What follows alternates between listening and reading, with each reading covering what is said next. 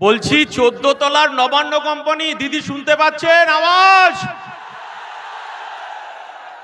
আরে ভাই বস 22-এ আটকেছেন, 23-এ আটকেছেন, 24-এ মঞ্চে আসতে দেননি, 25-এ মঞ্চে আসতে দেননি, 42 দিন জেল খাটিয়েছেন।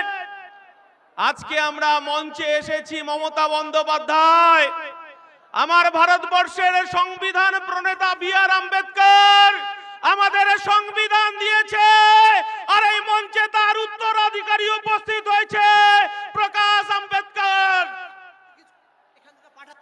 মমতা বন্দ্যোপাধ্যায়, আপনার ভাইপো অভিষেক বন্দ্যোপাধ্যায়, আপনি শুনতে পাচ্ছেন?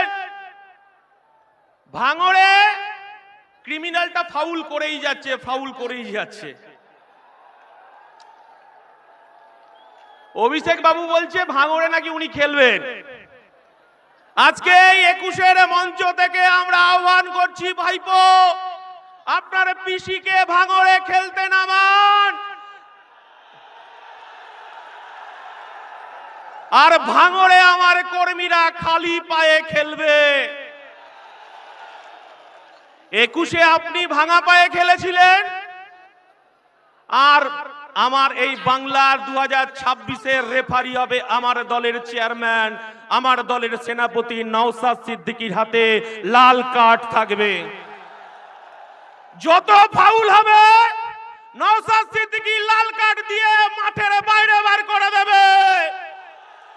21-এর আওয়াজ যদি শুনতে পারে মমতা বন্দ্যোপাধ্যায়, আপনি হিজাব পরে বোরকা পরে ইনশাআল্লাহ সুবহানাল্লাহ করে এই বাংলার সংখ্যালঘু আদিবাসী দলিতের অধিকার আপনি চুরি করেছেন। এই বাংলার সংখ্যালঘু মানুষ, সংখ্যালঘু মা, তারা মমতা বন্দ্যোপাধ্যায় 2026-এ তারাও খালি পায়ে খেলবে। তারা আহ্বান করছে, আমার মাটি আমার মা, কবরস্থানের দখল ছাড়ব না। আমার মাটি আমার মা, মসজিদের অধিকার ছাড়ব না। আমার মাটি আমার মা, ঈদগার দখল ছাড়ব না। আর শুভেন্দু বাবু, আপনি তো তৃণমূল মার্কা বিজেপি, আপনি তো তৃণমূলের এজেন্ট। এই বাংলার মানুষ দেখেছে আপনাকে, আপনাকে কৈফিয়ত দিতে হবে। আরে বাবা, হিন্দু হিন্দু ভাই ভাই, এসব স্লোগান বাংলার মাটিতে চলবে না। এ বাংলার মাটি দুর্জয় ঘাটি, এ বাংলার মাটি রবীন্দ্রনাথের মাটি, এ বাংলার মাটি নেতাজির মাটি, এ বাংলার মাটি আশফাকুল্লাহর মাটি, এ বাংলার মাটি ক্ষুদিরামের মাটি, এ বাংলার মাটি মেদিনীপুরের সতীশ সামন্তর মাটি, এ বাংলার মাটি দুর্জয় ঘাটি, এ বাংলায় কাজী নজরুলের শ্যামা সঙ্গীত আমার হিন্দুদের মন্দিরে বাজে, আর মুসলমান পাড়ার মসজিদের আজানে আমার হিন্দু পাড়ার ঘুম ভাঙে। মমতা বন্দ্যোপাধ্যায়, আপনি যতই এজেন্ট শুভেন্দুকে ছেড়ে রাখুন, এ বাংলায় কাজ হবে না। আমার ইন্ডিয়ান সেকুলার ফ্রন্ট আওয়াজ তুলেছে, মোরাক বিনতে দুইটি কুসুম, হিন্দু মুসলমান, মুসলিম তার নয়নমণি, হিন্দু তাহার প্রাণ। আর আমার দলের পৃষ্ঠপোষক আমাদেরকে শিক্ষা দিয়েছে, নানা ভাষা, নানা মত, নানা পরিধান, বিবিধের মাঝে দেখো মিলন মহান। আমার ইন্ডিয়ান সেকুলার ফ্রন্ট বলছে, এই বাংলার আমার হিন্দু মায়েরা, হিন্দু বোনেরা মন্দিরে গিয়ে ঘন্টা বাজিয়ে পুজো করবে, আমার মুসলমান ভাইরা মাথায় টুপি পরে মসজিদে গিয়ে নামাজ পড়বে, আর আমার মতুয়া ভাইরা তারা ডঙ্কা বাজিয়ে হরিচাঁদ গুরুচাঁদের পুজো করবে, আর আমার সাঁওতাল ভাইরা, আমার আদিবাসীরা ভাইরা তারা ডঙ্কা বাজিয়ে টুসু পুজো পুজো করবে, আর জল জমি জঙ্গলের অধিকার নিয়ে রাস্তায় থাকবে, আর আমার খ্রিস্টান ভাইরা গির্জায় গিয়ে প্রার্থনা করবে। আমরা এই সম্প্রীতির বাংলা দেখতে চাই। মমতা বন্দ্যোপাধ্যায় যখন আমার চেয়ারম্যান এই বাংলার অধিকার, এই বাংলার যুব সমাজের কর্মসংস্থান, এই বাংলার খেটে খাওয়া মানুষের কর্মসংস্থান, এই বাংলার আশাকর্মী, এই বাংলার অঙ্গনারী কর্মী, এই বাংলার জিআরএস, এই বাংলার সিভিক পুলিশ, এই বাংলার প্যারা টিচারদের যখন অধিকার নিয়ে রাস্তায়, যখন আমার চেয়ারম্যান বলছে কেন ওবিসি বাতিল করে দেওয়া হলো, ওবিসির অধিকারে ফেরত দিতে হবে, কেন ভুয়ো এসসি এসটি সার্টিফিকেট দেওয়া হবে, যখন আমার চেয়ারম্যান বলছে আমার কলকাতার রাজপথে আমি একটা ধর্ণা মঞ্চ করতে চাই, মমতা বন্দ্যোপাধ্যায় আপনি আমাকে একটা 10 ফুট বাই 10 ফুটে মঞ্চ বাজারে জায়গা দিন, তখন মমতা বন্দ্যোপাধ্যায় হাজার হাজার পুলিশ লেলিয়ে আমার চেয়ারম্যানকে, যখন এই বাংলার মানুষের, বাংলার পিছিয়ে পড়া মানুষের যখন অধিকার নিয়ে লড়াই হচ্ছে, তখন লাথি মারতে মারতে আমাদেরকে জেলে নিয়ে গেছে, 42 দিন জেল কাটিয়েছে মাননীয় মুখ্যমন্ত্রী। আমার নেতা সিদ্দিকুল্লাহ চৌধুরী নয়, আমার নেতা বাইরন বিশ্বাস নয়। আমরা টাকার কাছে মেরুদণ্ড বিক্রি করতে আসিনি। এই বাংলার পিছিয়ে পড়া, এই বাংলার আদিবাসী, এই বাংলার অধিকার প্রতিষ্ঠা করার লক্ষ্যে 2026-এ বোমাগুলি পিস্তলের বিরুদ্ধে আমার দলের সেনাপতিরা খালি পায়ে খেলবে আর রেফারি করবে আমার নওশাদ সিদ্দিকী। মমতা বন্দ্যোপাধ্যায় আপনাকে বলতে চাইছি, আপনি কর্মসংস্থানের কথা বলেন না? 2011 সালের আগে এই পশ্চিম বাংলার বামফ্রন্ট সরকারকে সরিয়েছিলেন মমতা বন্দ্যোপাধ্যায়। এই বাংলার মানুষ রেজবানুর রহমানকে ভুলে যায়নি। তৎকালীন মুখ্যমন্ত্রী ছিলেন বুদ্ধদেব ভট্টাচার্য।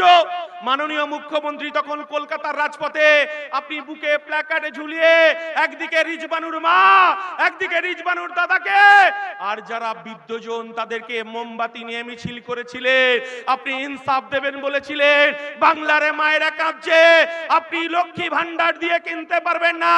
এই বাংলার তিলোত্তমার বিচার চাইছে মমতা ব্যানার্জি, এই বাংলার বিচার চাইছে, তামান্নার বিচার চাইছে, এই বাংলা বিচার চাইছে, হাসখালির বিচার চাইছে মমতা বন্দ্যোপাধ্যায়। আজকে সংবিধান প্রণেতার বংশধরেই মঞ্চে আছে। আমরা সংবিধান হাতে করে বলতে চাইছি, এই দেশের প্রধানমন্ত্রীর কাজ কি মন্দির মসজিদ তৈরি করা? এই বাংলার মুখ্যমন্ত্রীর কাজ কি মন্দির মসজিদ তৈরি করা? মাননীয় মুখ্যমন্ত্রী, আপনি শুভেন্দু অধিকারীকে দিয়ে আপনি বলতে চাইছেন ধর্ম ধর্ম খেলা করতে চাইছেন। 1992 সালে ফিরে যান। এই বাংলার মুখ্যমন্ত্রী ছিল জ্যোতি বসু। যখন 1992 সালে আমার ভারতবর্ষের স্থাপত্য, ভারতবর্ষের ধর্মনিরপেক্ষতা, এই শুভেন্দু অধিকারীর দল বিজেপি আরএসএস যখন বাবরি মসজিদ ধ্বংস হলো, তখন এই রাজ্যের মুখ্যমন্ত্রী জ্যোতি বসু বলেছিলেন আমি আমার পুলিশ প্রশাসনকে বলে দিয়েছি এই বাংলায় দাঙ্গাবাজরা কখনো সিপিএম হতে পারে না, এই বাংলার দাঙ্গাবাজরা কংগ্রেস হতে পারে না। আমি আমার প্রশাসনকে বলে দিয়েছি মাথা লক্ষ্য করে গুলি করতে। আমরা বলতে চাইছি এ বাংলাকে ভাগ করা যাবে না। মমতা বন্দ্যোপাধ্যায়, আপনি ভেবেছেন এই এসআইআর এর মধ্য দিয়ে আমার এই বাংলার সংখ্যালঘু মুসলমানে তাদের অধিকারে কবরস্থান, তাদের ঈদগাহ, তাদের মসজিদ, তাদের মাদ্রাসা, আপনি 5 দিনের নোটিশে আপনি দখল দিতে চেয়েছিলেন বিজেপিকে। আমার দলের চেয়ারম্যান নওশাদ সিদ্দিকী, আমরা ওয়াকফ বোর্ডে ছুটে গেছি। সেদিনকে আমরা ওয়াকফ বোর্ডকে বলে এসেছি এই বাংলার অধিকার, এই বাংলার অধিকারকে কেড়ে নেওয়া যাবে না। তাই মুসলমান সমাজ তারা বুক দিয়ে লড়াই করছে। আপনি বলছেন এখানে মিছিল করা যাবে না, মিটিং করা যাবে না, দিল্লিতে গিয়ে মিটিং করতে হবে মমতা বন্দ্যোপাধ্যায়। আর আপনি এসআইআর নিয়ে যে কথাটা বলতে চাইছেন, আপনি বলেছিলেন আপনার লাশের উপর দিয়ে এসআইআর হবে, বলেছিলেন তো? বলেছিল না? আপনি কি করলেন? ভাইপোকে বাঁচানোর জন্য 90,000 কর্মচারী আপনি নিয়োগ করলেন। 90,000 কর্মচারী কার? মমতা বন্দ্যোপাধ্যায়ের। বিডিও অফিসে দখলদারি কার? মমতা বন্দ্যোপাধ্যায়ের। বিডিও গুলো কার অধীনে কাজ করছে? মমতা বন্দ্যোপাধ্যায়ের অধীনে কাজ করছে, আর আপনি এখানে হিন্দু মুসলমান ভাগ করতে চাইছেন। একদিন কিছুদিন আগে দেখলাম মমতা বন্দ্যোপাধ্যায় আপনি বলতে চাইছেন মুসলমানদের নাকি জব্দ করার চেষ্টা করছে। আমার নওশাদ সিদ্দিকী বলে দিয়েছে এ লড়াই আমাদের বাঁচার লড়াই, এ লড়াই আমাদের জিততে হবে। আমরা বলতে চাইছি কবরস্থানে আমার বাপ জেঠা কাকারা 300-400 বছর ধরে শুয়ে আছে, আপনি এসআইআর এর নথি সাজাতে চাইছেন। আমার মুসলমান ভাইরা মায়েরা ভয় পায় না, তারা বুক চিতিয়ে লড়াই করছে। আপনি এনআরসি ভয় দেখাতে চেয়েছিলেন, আপনি ক্যাকা ছিছি রেখে ভয় দেখাতে চেয়েছিলেন, আর আপনি বলেছিলেন বিজেপিকে রুখতে হবে, তৃণমূলকে দুহাত ভরে বাংলার সংখ্যালঘু মানুষ আদিবাসী মানুষ আপনাকে ভোট দিয়েছিল। মমতা বন্দ্যোপাধ্যায় আপনার অপরাধ শুনে রাখুন, আমরা বলিনি বিজেপি রাজ্য সভাপতি কি ভট্টাচার্য, উনি বলেছেন কি ভট্টাচার্য, আমরা বলিনি। উনি কি বলেছেন? উনি বলেছেন 1998 সালে তৃণমূলের জন্মলগ্নে যেখানে জন্ম হয়েছিল লেবার রুমে, সেদিন যদি অটল বিহারী বাজপেয়ী, লালকৃষ্ণ আদবানি, জর্জ ফার্নান্ডেজ, রাজনাথ সিং যদি উপস্থিত না থাকতো এই তৃণমূলের দলটা জন্ম হতো না। আর আমরা বলতে চাইছি 1998 সালের পর থেকে আপনি বিজেপির সঙ্গে সংসার করেছেন। আপনি কখনো রেলমন্ত্রী, আপনি কখনো কয়লা মন্ত্রী, আমরা দেখেছি মমতা বন্দ্যোপাধ্যায়। আপনি বলতে চাইছেন বিজেপি এতদিন পরে আপনার ঘুম ভাঙলো, আপনি এই বাংলাকে ভাগ করতে চাইছেন, এই বাংলার অধিকারকে আপনি বিজেপির হাতে তুলে দিতে চাইছেন। আমরা মাঝখানে চলে এসেছি, এটা আপনার গায়ে জ্বালা বেঁধেছে। নওশাদকে ভয় লাগছে। আমরা বলতে চাইছি এই বাংলায় নওশাদের নেতৃত্বে লড়াই হবে। 2026-এ আমার 2 ডিজিটের এমএলএ বিধানসভায় যাবে। এই বাংলার গরিব মানুষের তার অধিকার ফিরে পাবে, আদিবাসী দলিত মানুষ তার অধিকার ফিরে পাবে, বাংলার খেটে খাওয়া শ্রমজীবী মানুষ তার অধিকার পাবে। আর পুলিশকে একটা কথা বলতে চাই, ডিএ কিন্তু বাকি আছে, আপনাকেও স্মরণ করিয়ে দিতে চাইছি এই ডিএর জন্য লড়াই করছে আমার নওশাদ সিদ্দিকী, শুভেন্দু অধিকারী নয়। মমতা বন্দ্যোপাধ্যায়ের ভয় 77-এ নয়, মমতা বন্দ্যোপাধ্যায়ের ভয় 1 নম্বর ভাঙড়ে। তাই মমতা বন্দ্যোপাধ্যায় আপনি আগুন নিয়ে খেলবেন না। তাই একটা কথা বলে আমি শেষ করব, সবাই খুব সংক্ষেপে। আমরা বলতে চাইছি মমতা বন্দ্যোপাধ্যায় আমার বাংলার মুসলমানের করের টাকায়, আমার বাংলার আদিবাসীর করের টাকায়, আমার বাংলার হিন্দু ভাইয়ের করের টাকায় এই বাংলার মানুষ তো দেখেছিল দীঘাতে একটা কারখানার আপনি ফিতে কাটবেন। এই বাংলার মানুষ তো দেখতে চেয়েছিল রাজারহাট উপনগরী, স্বপ্ননগরী, সেখানে একটা উইপ্রো হবে, সেখানে একটা আপনার ওয়েবেলের কম্পিউটারে হাব হবে, কারখানা হবে। আর উত্তরবঙ্গে শিলিগুড়িতে একটা কারখানার ফিতে কাটবেন। মমতা বন্দ্যোপাধ্যায় এই বাংলার মানুষ তো আপনাকে দেখতে চেয়েছিল জেলায় জেলায় একটা করে পিজি হবে, জেলায় জেলায় একটা করে আর্জিকর হবে, আর আপনি আপনার ভাইপো ফিতে কাটবে। এই বাংলার মানুষ তো দেখতে চেয়েছিলেন আপনার অপরাধ এই বাংলার বেকার যুবকের পেটে লাথি মেরেছেন, এই বাংলার বেকার যুবকের কর্মসংস্থানকে কেড়ে নিয়েছেন। 26,000 শিক্ষক তারা রাস্তায় রাস্তায় ঘুরে বেড়াচ্ছে, তারা 2026-এ বিচার চাইছে। মমতা বন্দ্যোপাধ্যায় আপনাকে স্মরণ করে দিতে চাই, আপনি হিজাব পরুন, বোরখা পরুক, ইনশাআল্লাহ সুবহানাল্লাহ করুন। এই বাংলার খেটে খাওয়া মানুষের করের টাকায় এই বাংলার মানুষ দুর্গা মন্দির দেখতে চায় না, জগন্নাথ মন্দির দেখতে চায় না, শিলিগুড়িতে মহাকালের মন্দির দেখতে চায় না। এরা দেখতে চায় কলকারখানার উদ্বোধন হবে, বেকার যুবকের চাকরি হবে, খেটে খাওয়া মানুষের চাকরি হবে।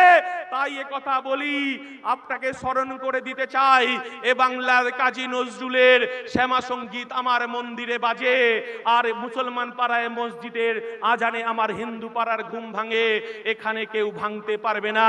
এই কথা বলে সকলকে সংগ্রামী অভিনন্দন জানিয়ে এই বাংলার বুথে বুথে লড়াই হবে, তৃণমূলের বিরুদ্ধে লড়াই হবে, বিজেপির সাম্প্রদায়িকের বিরুদ্ধে লড়াই হবে। আসলে যাহাই বিজেপি তাহাই তৃণমূল, যাহাই তৃণমূল তাহাই বিজেপি। লড়াই হবে সেয়ানে সেয়ানে। মমতা ব্যানার্জি বোমাগুলির পিস্তলের বিরুদ্ধে আমার নওশাদের নেতৃত্বে খালি পায়ে বুথে বুথে খেলা হবে। এই কথা বলে সবাইকে সংগ্রামী অভিনন্দন জানিয়ে আমার বক্তব্য শেষ করছি। ইনকলাব জিন্দাবাদ, ইন্ডিয়ান সেকুলার ফ্রন্ট জিন্দাবাদ, নওশাদ সিদ্দিকী জিন্দাবাদ, বাংলার ঐক্য জিন্দাবাদ। নমস্কার, সবাই মাথা ঠান্ডা করে বাড়ি ফিরবেন। আর একটা কথা একটুখানি বলবো, সেটা হচ্ছে পুলিশ যদি তৃণমূলের দালালি করে, পুলিশের বিরুদ্ধেও এফআইআর হবে, এমএলএ আপনার ইমেলে এফআইআর হবে। আর 5 টাকার কলম দিয়ে আমার নওশাদ সিদ্দিকী আমার পার্টি বুঝে নেবে হাইকোর্টে, সুপ্রিম কোর্টে। এই কথা বলে সকলকে সংগ্রামী অভিনন্দন জানিয়ে যে আপনাদেরকে বক্তব্য শেষ করছি। ইনকলাব।